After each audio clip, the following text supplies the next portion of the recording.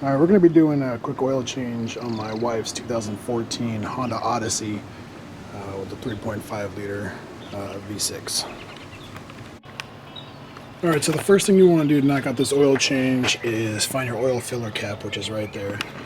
And the oil that we're going to be using is 020, full synthetic, this engine calls for. And it calls for 4.5 quarts. So we'll pop the cap on it. Always put it where the lock is for the hood. That way when I close the hood I won't forget it because it'll hit. Alright, so we're going to go ahead and drain the oil next. It's a 17 millimeter drain plug. It's located closer to the passenger side of the oil pan.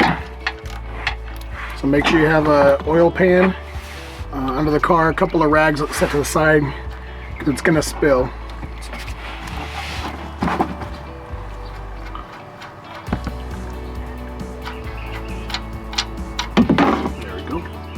So we'll let that drain out. We'll move it to the other side and I'll show you where the filter's at and how to change that. Okay, so the drain plug with the old crush washer, the crush washer needs to be replaced. It's got grooves in it and lines from when it was crushed the first time, so you can't reuse it. I'm gonna put a new one on.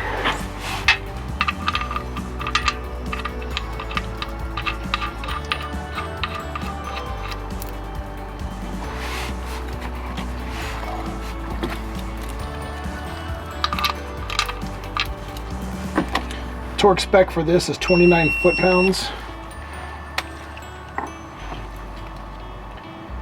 I normally just run it down till it's good and tight, but for the sake of the video, I'll go ahead and use my torque wrench. So we got 29 foot-pounds. Oh, my camera's in the way.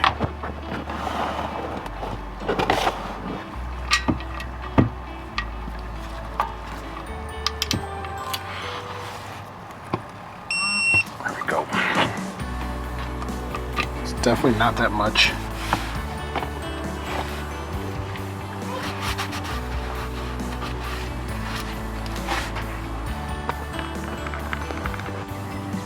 Okay, so your filter is over here on the passenger side of the front of the motor, right behind your tire in front of the axle.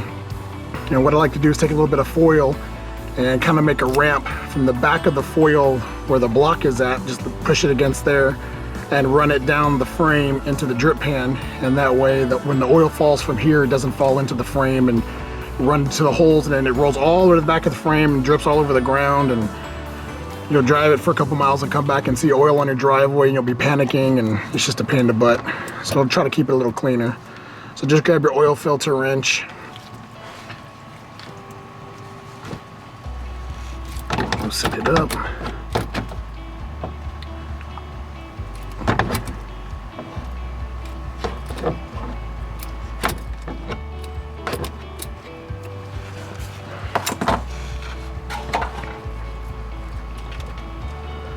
And there it goes.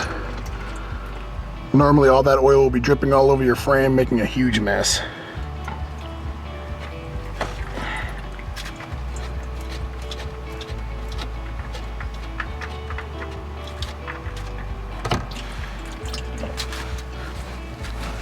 It's always a good idea when you first get started to have a couple of shop rags or paper towels or something already laid out, because it's a pain in the butt when you have oil all over your hands and then you got to go try to unroll some shop rags to clean up a mess. So I have the new filter here, part number S6607 XL from STP.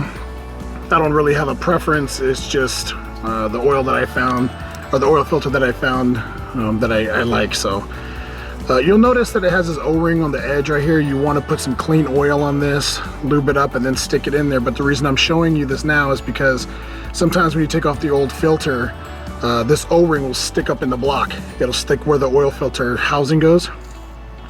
And you'll unscrew it, and then you'll put this new one on, and then you'll have leaks when you start it up because you didn't notice that the O-ring was stuck up there. This time it did not stick up there, but just something to keep an eye out on. So I'm using Mobil 1 Advanced Fuel Economy 020 oil, which is recommended, full synthetic. So I got some fresh oil, and you just drip it over to the O-ring. And that's so when you go to screw it back in, it doesn't hang up and cause any leaks later on. So we'll clean the oil dripping.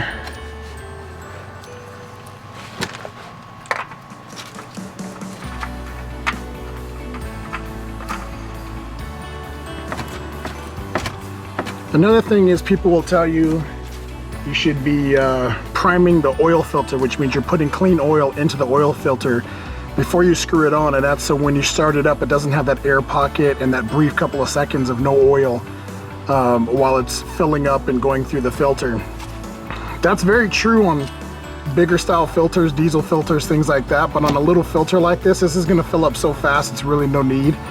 And you know, there's so many millions of engines out there with oil filters that are sideways and that are on the top facing down that you can't fill up and put on. And there's no engine failures due to that, so I'm not really worried about it. I've never done it before where I had to prime it. You should be fine. Just hand tighten. Don't use a wrench to tighten this back up. It doesn't need that much pressure. The oil seal is what seals it, and it'll hold it nice and tight. So just get a good grip on it, nice and tight, and you should be good. You don't need to use any tools to tighten that up. Now we'll just go ahead and move the old foil. Work like a champ. Look at that, no mess. Nothing on the frame. Perfect. All right. Okay, so the oil I'm using is the Mobil 1 Advanced Fuel Economy, the 020 full synthetic. Just grab yourself a funnel, and it takes 4.5 quarts. So we'll go ahead and we'll get it pretty close, and then I'll eyeball the bottle. Now we're about a 1/2 quart right there. So from here to here is from here to here is 1 quart, and that's about a half. So we'll start there.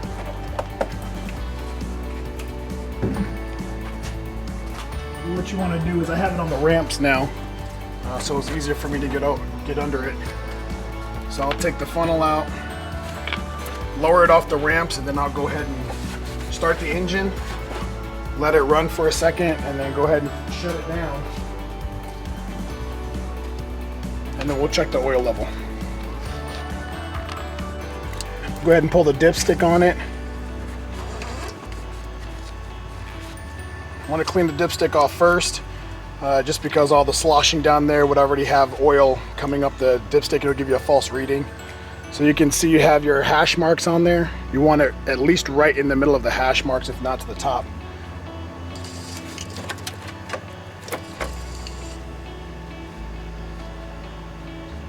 And it's just a little bit low. I don't know if you can see the oil line there.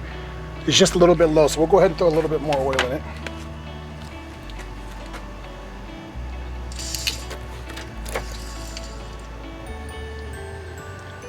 And it's just above half right there.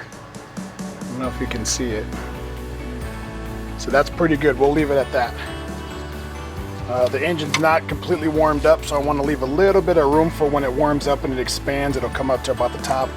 So we should be good right there. One quick note, after you're done changing the oil, you always want to take a look under the vehicle to make sure there's no leaks from the drain plug or the oil filter.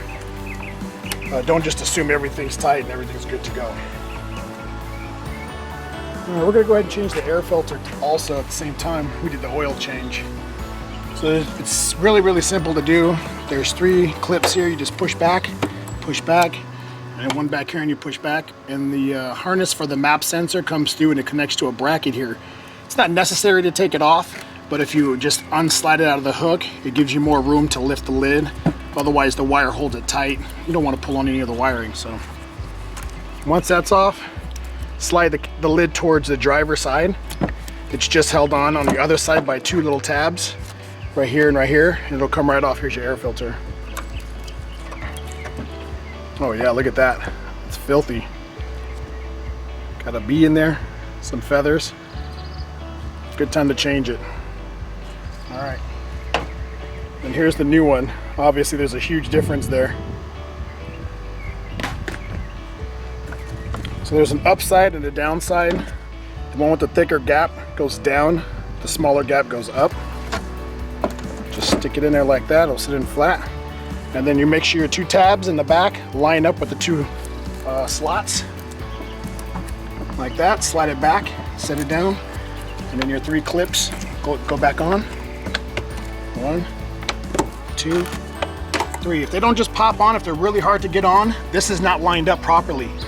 It should just pop right on and right off, just like that. Okay?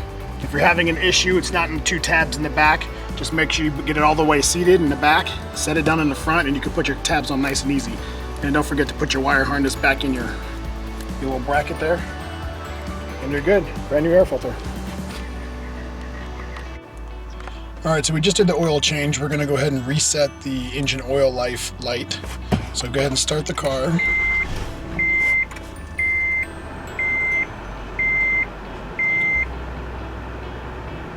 And then you want to hit the info down button or up button until it reads your service. So it says service A1 oil life at 5%. And then you want to come down behind the button. There's the select and reset button. You want to hold that for 10 seconds.